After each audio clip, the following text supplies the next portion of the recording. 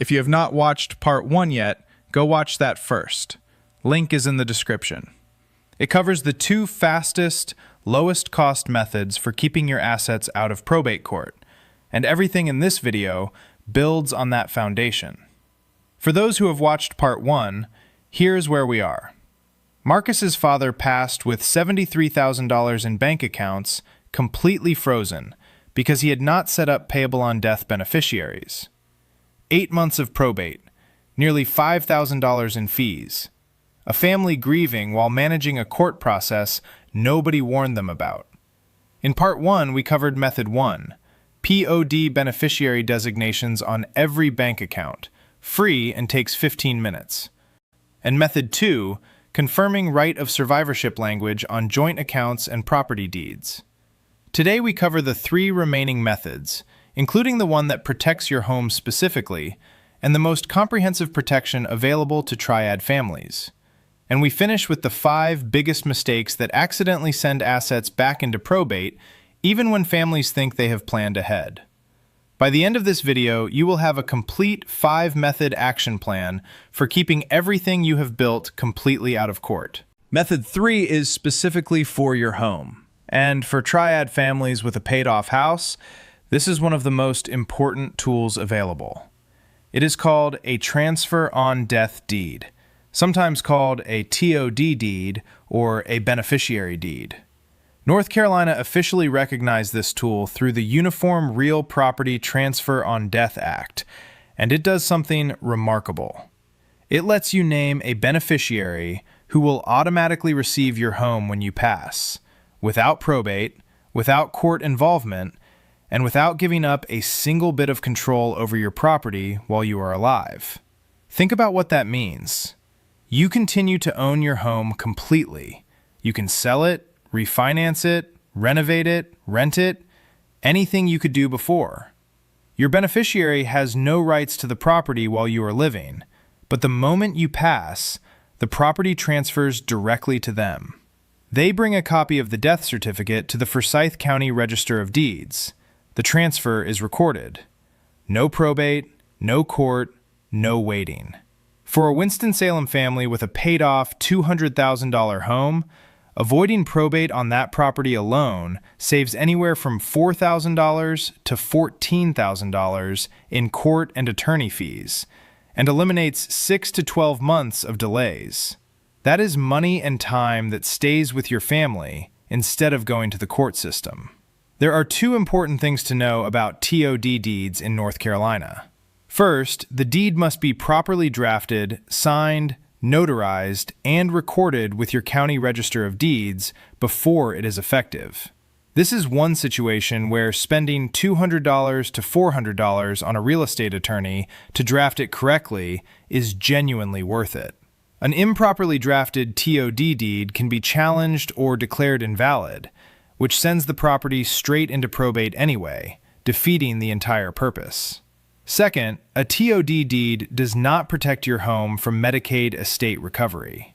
If you or your spouse received Medicaid long-term care benefits, the state of North Carolina can still file a recovery claim against the property, even if it passes through a TOD deed. I covered this in full detail in my Nursing Home Trap series. Link is in the description. If Medicaid protection is your specific concern, a TOD deed is not sufficient on its own. You need Method 5, which I will cover in a few minutes. Method 4 addresses the asset category that trips up more triad families than almost anything else. Retirement accounts. Your 401k, your IRA, your 403b, your pension with a survivor benefit option. These accounts already have a built-in mechanism for transferring directly to your beneficiaries without going through probate. It is called a beneficiary designation, and it works exactly like a POD designation on a bank account. When you pass, the account goes directly to whoever is named. No court, no waiting, no probate. The problem is that most people set their beneficiary designations when they first opened the account, sometimes 20 or 30 years ago, and have never updated them since. The beneficiary listed on your 401k from your first job might be a parent who has since passed, an ex-spouse you divorced years ago, or a sibling you are no longer in contact with. Here is what makes retirement account beneficiary designations even more critical than bank account POD designations. Your will cannot override them. This is a fact that genuinely shocks most people when they hear it. If your will says your 401k goes to your daughter, but your beneficiary designation still names your ex-wife from a marriage that ended years ago, your ex-wife gets the money. Full stop. The beneficiary designation on the account controls, not the will, not the trust, not what you told your family you wanted, the form you filled out when you opened the account. This week, contact every financial institution that holds a retirement account for you. Ask for your current beneficiary designation on file. Review it carefully. If it is outdated or incorrect, update it immediately. This is free to do at virtually every institution and takes about 15 minutes. Also make sure you have named both a primary beneficiary and a contingent beneficiary. A contingent beneficiary receives the account if your primary beneficiary has already passed when you die. Without a contingent beneficiary, if your primary beneficiary dies before you and you have not updated the form, the account may end up going through probate after all, the exact outcome you were trying to prevent. Method 5 is the most comprehensive and the most powerful of all 5 methods: a properly funded, revocable living trust. I have covered trusts in previous videos on this channel, but let me give you the version that is specifically relevant to fast-tracking asset transfer without court, and the version that addresses the one mistake that makes most trusts completely worthless.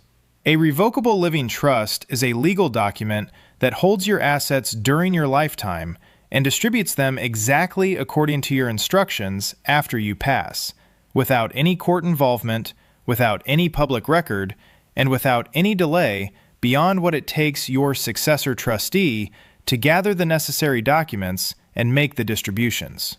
Your successor trustee, the person you designate to handle your estate, can typically begin distributing assets to your beneficiaries within days or weeks of your passing, not months, not years. Days or weeks. No probate, no court approval, no public record of what you owned or who received it. Your family handles everything privately, on their own timeline, without a court system that does not care how much they are hurting. The critical word is funded, and this is where most families make a devastating mistake. A trust that exists on paper but has not had your assets transferred into it is worth nothing. Nothing. This is the mistake I see most often with triad families, who paid an attorney to create a trust and then assumed they were done. They filed it away and felt protected. They were not. Funding a trust means actually retitling your home into the trust's name. It means actually moving your bank accounts into the trust, or naming the trust as beneficiary. It means actually connecting each significant asset, your investment accounts, your rental property, your business interests, to the trust, so they fall under its control. An unfunded trust is a piece of paper. A funded trust is the most powerful estate planning tool available to regular families. For Marcus's father, a properly funded revocable living trust would have meant that Marcus could have walked into the bank within a week of his father's passing with the trust documents and a death certificate and transferred every account directly. The $73,000 that sat locked for months would have been available to pay the funeral home that same week. If you already have a trust, the most important question you can ask right now is this: is it funded? Not does it exist. Is it funded? Check every significant asset you own and confirm it is either titled in the name of the trust or has the trust named as beneficiary. If you are not sure, call the attorney who drafted it. Before I give you the action plan, I need to walk you through the 5 biggest mistakes NC families make that accidentally send their assets straight into probate, even when they thought they had planned ahead. Every one of these is fixable, but you need to know they exist. Mistake 1. Putting assets in a trust, but forgetting to update beneficiary designations.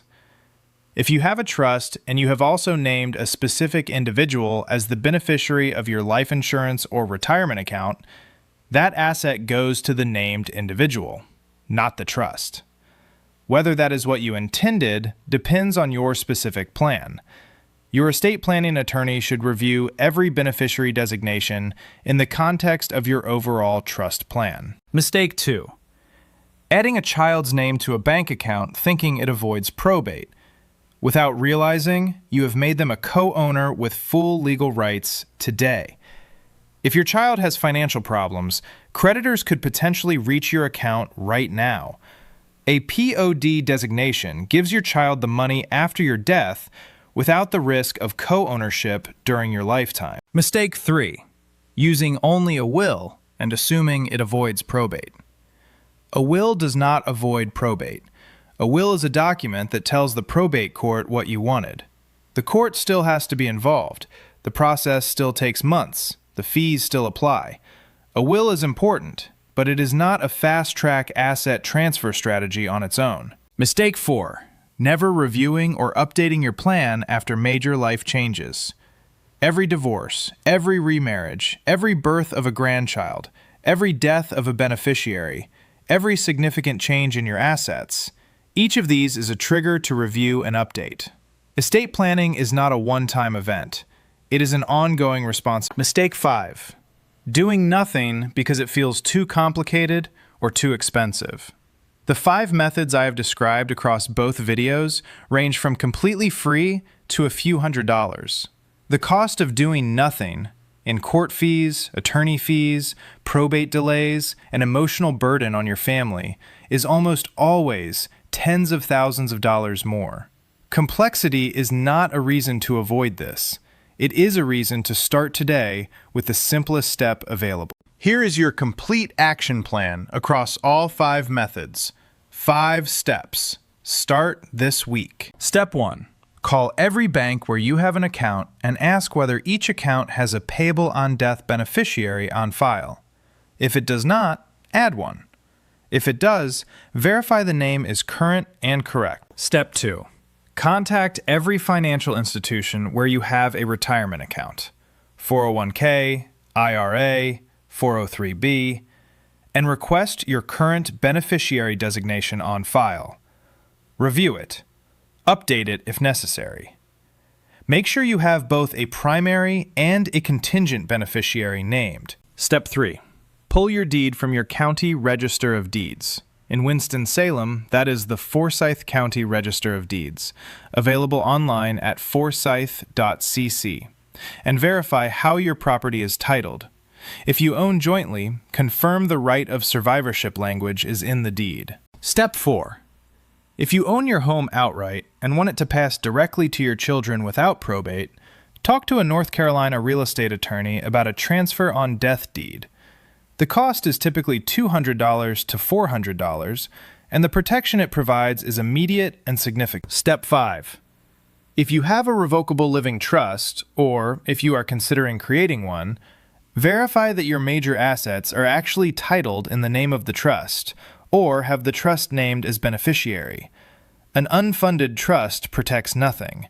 A funded trust protects everything. Marcus eventually got his father's estate settled. It took 8 months and cost his family just under $5,000 in legal fees and court costs. He told me afterward that the thing he kept coming back to was how simple it would have been to prevent. Not complicated, not expensive, just something his father never got around to doing.